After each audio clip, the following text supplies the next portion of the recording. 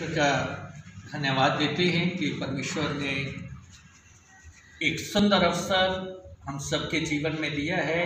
हम सब लोग जो हैं इकट्ठे होने पाए और हम सब ने मिलकर आदर महिमा परमेश्वर को दिया है। और अब समय है कि परमेश्वर के वचन की बातों को जो है उसे भी हम पढ़ें और सुने और उसके वचन की बातों के ऊपर मनन करें, ध्यान करें, जो उसने हमारे जीवनों के अगुवाई के लिए जो है जिस तरीके से आम लोगों के साथ परमेश्वर का वचन बात कर रहा है, उसी तरीके से इस पैराग्राफ के द्वारा मेरी और आपकी भी अगुवाई परमेश्वर जो है वो करना चाहता है। तो अभी हमने पौलुस रसूल द्वारा लिखी गई रोमियो के नाम जब पत्री को पढ़ा तो उसके 8 अध्याय के 12 से 17 पद तक जो था वो हमने इसे लिया।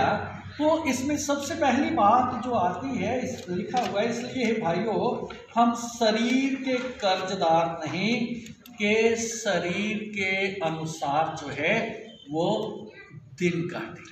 और मैं और आप इस बात को अच्छे तरीके से जो है वो समझते हैं कि हम किसी भी तरह की जो शारीरिक अभिलाषा है, सांसारिक अभिलाषाएं हैं, जो इंसान के पापी स्वभाव के साथ जो है वो जुड़ी हुई है, उन सब से अलग रहकर परमेश्वर की मर्जी को किस तरीके से पूरा करना है और परमेश्वर की इच्छा को किस तरीके से पूरा करना है। क्योंकि परमेश्वर का वचन कहता है कि हम इस संसार के या संसार की अभिलाषाओं के या सांसारिक चीज़ों से जो हमारे साथ संबंध अपना रखती हैं, जो ज़रूरत की होती हैं कई बार, उन सारी चीज़ों से कि हम कर्जदार नहीं हैं, है ना।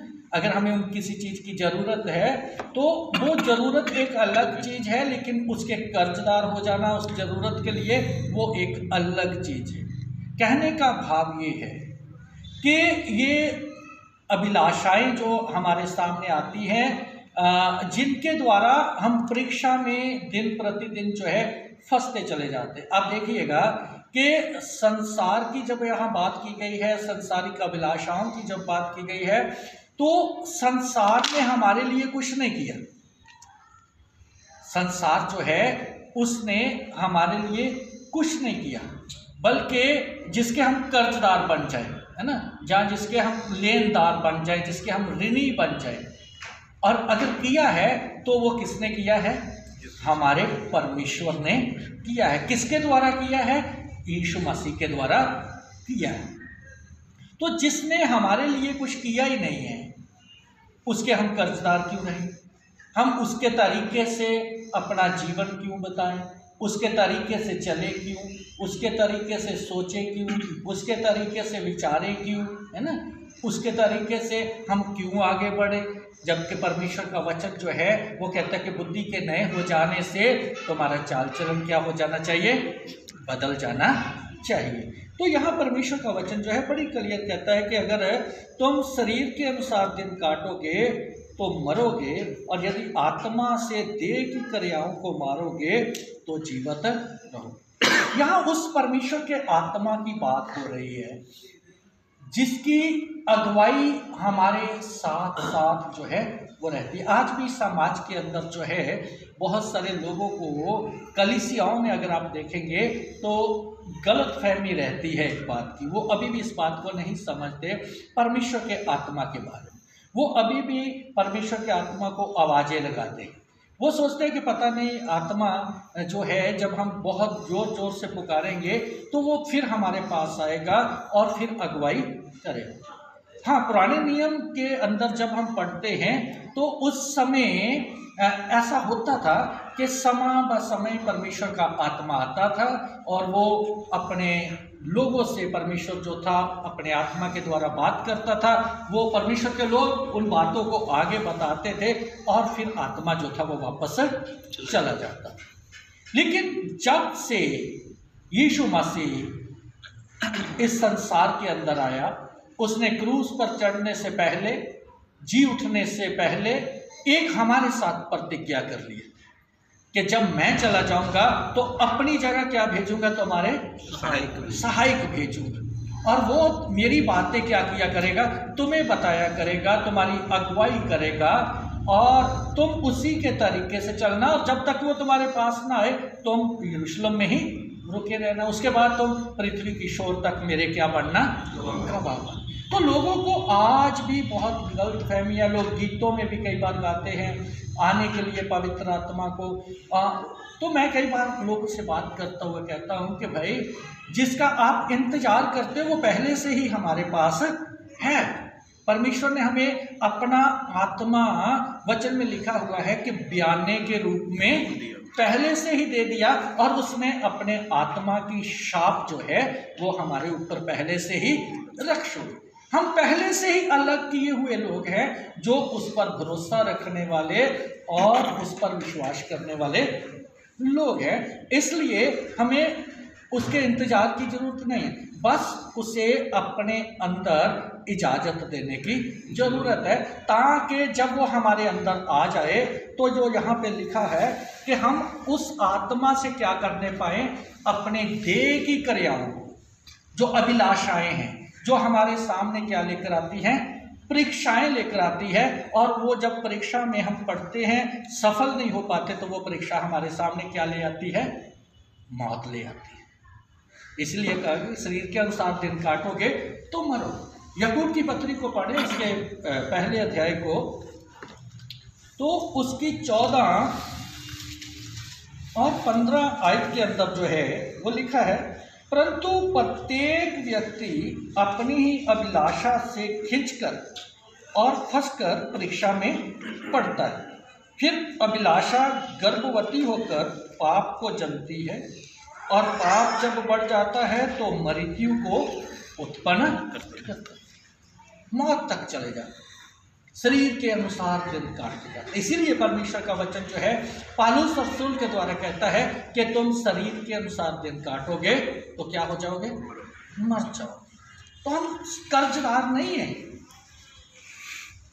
इंसान के जो है उसके लिए ये सब चीज़ें बनी हैं, और इंसान को जिन चीज़ों की ज़रूरत होती है उसके गुलाम बनने के लिए परमेश्वर का वचन जो है वो नहीं कहता। हमें अपने परमेश्वर पर भरोसा रखना जो है वो होना चाहिए, क्योंकि यहाँ जब हम पढ़ते हैं परमेश्वर के वचन को तो परमेश्वर का वचन बताता है 4 पद में से 8 की, इसलिए कि व्यवस्था की विधि इसमें जो शरीर के अनुसार नहीं वरन आत्मा के अनुसार चलते हैं पूरी की जाए। पौलुस रसूल इस 4 पद को यहाँ 12 पद के अंदर फिर से जो है वो रिपीट करता हुआ हमें दिखाई देता है।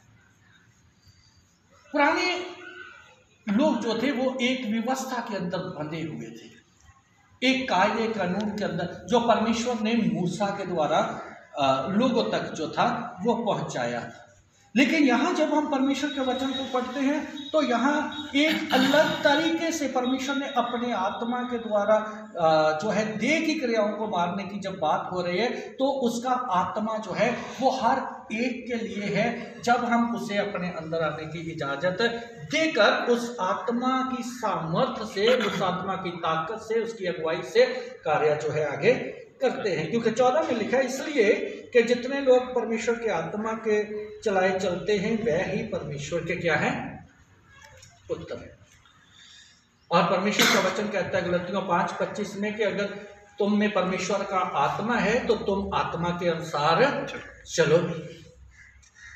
आज भी हमारे समाज के अंदर बहुत सारे गलत फहमी में, मैंने कई बार अपने पादरियों के मुंह से भी ये बात को सुना है कि वो कह देते हैं जी सब लोग क्या है, परमेश्वर की संतान, सब लोग क्या है, परमेश्वर की संतान। लेकिन जब हम परमेश्वर के वचन को पढ़ते हैं तो परमेश्वर का वचन ऐसा नहीं बताता। सब लोग जो हैं वो परमेश्वर की संतान नहीं है। सब लोग क्या है, सब लोग परमेश्वर की सृष्टि हैं, परमेश्वर के बनाए हुए हैं। संतान कौन है? जो लिखा है यहाँ पे कि जितने लोग परमेश्वर के आत्मा के चलाए चलते, जिन्होंने उसे ग्रहण किया, और जिन्होंने ग्रहण कर लिया उनको उसने क्या कर दिया? तिया पुत्र संतान किसकी? यीशु मसीह की नहीं, परमेश्वर की संतान बनने का अधिकार। यही हम गलती करते हैं। जितनों ने उसे कबूल किया उसने परमेश्वर की संतान बनने का अधिकार दिया। यीशु मसीह के नहीं, क्योंकि इसी पैराग्राफ में आगे आएगा, है ना, कि यीशु मसीह के हम क्या है? यीशु मसीह के ने हमें ये अधिकार दिलाया, किसका? कि परमेश्वर की संतान होने का अधिकार जो है वो हमें उन लोगों को जिन्होंने उस पर ग्रहण कर लिया और आत्मा के चलाए हुए। बहुत सारे लोग ना इस बात को कहते हैं कि हमें विश्वास करना चाहिए, किसके ऊपर? परमेश्वर के ऊपर। यीशु मसीह ने कहा जैसा परमेश्वर के ऊपर करते हो मुझ पर भी करो, है ना, 14 अध्याय में यूहन्ना, मुझ पर भी विश्वास करो, है ना। लेकिन विश्वास काफी नहीं है, विश्वास करना काफी नहीं। हम लोगों को सिखाते हैं कई बार, प्रभु यीशु मसीह पर विश्वास करो, परमेश्वर पर विश्वास करो, लेकिन परमेश्वर का वचन कहता है कि विश्वास बिना कर्म के क्या है? मुर्दा है। जब हम उसे अमल में नहीं ला रहे, उस विश्वास के साथ, उस विश्वास के में होकर उसके कार्य को नहीं कर रहे, तो वो हमारा कुछ भी उसका फायदा जो है वो नहीं है। क्योंकि लिखा है, क्योंकि तुमको दासत्व की आत्मा नहीं मिली कि फिर भयभीत हो, परंतु लेपालिकपन की आत्मा मिली, जिससे हम हे अब्बा हे पिता कहकर। कौन सी आत्मा मिली हमें? गुलामी की नहीं मिली, दासत्व की नहीं मिली। जब हम 6 को पढ़ते हैं इसी के रोमियों को, तो वहाँ पे लिखा हुआ है, हम जानते हैं कि हमारा पुराना मनुष्य उसके साथ क्रूस पर चढ़ाया गया, ताकि पाप का शरीर जो है व्यर्थ हो जाए और हम आगे को पाप की दास्तव में उसकी गुलामी में ना। और इसी के 12 को पढ़ें तो लिखा है, इसीलिए पाप तुम्हारे नश्वर शरीर में राज्य न करे कि तुम उसकी लालसाओं के अधीन रहो। उसकी लालसाओं, हमें गुलामी वाला आत्मा नहीं मिला कि हम कर्जदार हो जाएं, गुलाम हो जाएं उस कर्जे को चुकाते चुकाते, है ना। हमें एक दलेरी वाला आत्मा, किसका आत्मा? परमेश्वर का आत्मा जो है वो मिला है, जो हमारे लिए एक सहायक बनकर आया है, हमारी अगुवाई करने के लिए, हमारा मार्गदर्शन करने के लिए। जिस तरीके से पुराने नियम में परमेश्वर आग का और बादल का खंभा इस्राएलियों के आगे बनकर अगुवाई करता था, उसी तरीके से अब परमेश्वर का आत्मा हमारी अगुवाई करता है, हमारा मार्गदर्शक बनता है, बल्कि उससे भी बढ़कर कर रहा है ना, उससे भी बढ़कर कर रहा है। हमारी सोच, हमारे विचारों को, एक वो गीत भी गाते हैं, कभी मेरा सोच, मेरे विचार, मेरा मन सब क्या हो जाए, तेरा हो जाए, ऐसा पादरी रमेश बड़ा अच्छा गीत गाते होते। तो वहाँ पे, यहाँ पे बताया गया कि हमें गुलामी का आत्मा नहीं मिला कि हम क्या हो जाए, भयभीत हो जाए, बल्कि क्या मिला है? लेपालिकपन का आत्मा मिला है, जिससे अब्बा हे पिता कहकर हम क्या कर सके। यीशु मसीह को कौन सा आत्मा था? परमेश्वर का। क्या था? लेपालिकपन का आत्मा था, है ना, बिना डर के, बिना भय वाला आत्मा था, जिसमें से हमें भी मिला, है ना। और मरकुस की अंजील 14:36 अगर पढ़ें तो वहाँ पर ये बात जो है बड़ी क्लियर जो है वो कर दी गई है। मरकुस द्वारा लिखी गई अंजील, उसका 14 अध्याय, उसकी 36 आयत के अंदर जो है ये बात जो है बड़ी क्लियर की लिखा हुआ है। और कहा, किसने कहा? यीशु मसीह, जब वो गतसमनी के बाग में था, है ना, और प्रार्थना कर रहा था, उसने कहा, हे अब्बा, हे पिता, तुझ से सब कुछ हो सकता है, इस कटोरे को मेरे पास से हटा ले, तो भी जैसा मैं चाहता हूँ वैसा नहीं, पर जो तू चाहता है हे अब्बा, हे पिता। और अभी हमने क्या पढ़ा यहाँ पे कि हमें कौन सा आत्मा मिला है? लेपालिकपन। लिपालिकपन का। और लिपालिकपन का आत्मा कैसे बेनती करता है? हे अब्बा, हे पिता कहकर बेनती करता है। वो गुलामी का आत्मा नहीं है, वो दासत्व वाला आत्मा जो है वो नहीं है। और 16 आयत जो है वो कहती है कि आत्मा आप ही हमारी आत्मा के साथ क्या देता है? गवाही। हमारी आत्मा के साथ वो क्या करता है? गवाही देता है कि हम क्या है? परमेश्वर की संतान हैं। जब हम उस कर्ज से अपने आप को मुक्त समझते हुए उसके गुलाम नहीं रहते, हमारी आत्मा परमेश्वर की आत्मा के साथ मिलती है। हम एक साथ जो होकर जो है परमेश्वर से क्या करते हैं? बेनती करते हैं। और आगे पढ़ते जो 26-27 में तो लिखा हुआ है कि वही आत्मा आप ही ऐसी आहें भर भर कर जो बयान से बाहर है हमारे लिए क्या करता है? बेनती करता है, हमारी आत्मा के साथ मिलकर करता है। और 17 पद जो है वो बहुत महत्वपूर्ण है ना। लिखा है और यदि संतान है तो फिर क्या है? वारिस है। वह परमेश्वर के वारिस और मसीह के संगी वारिस, कि जब हम उसके साथ दुख उठाएं तो उसके साथ मेहमा। इसे तोड़ तोड़ कर थोड़ा समझने की कोशिश जो है वो कीजिएगा। लिखा है और यदि संतान है तो फिर क्या है?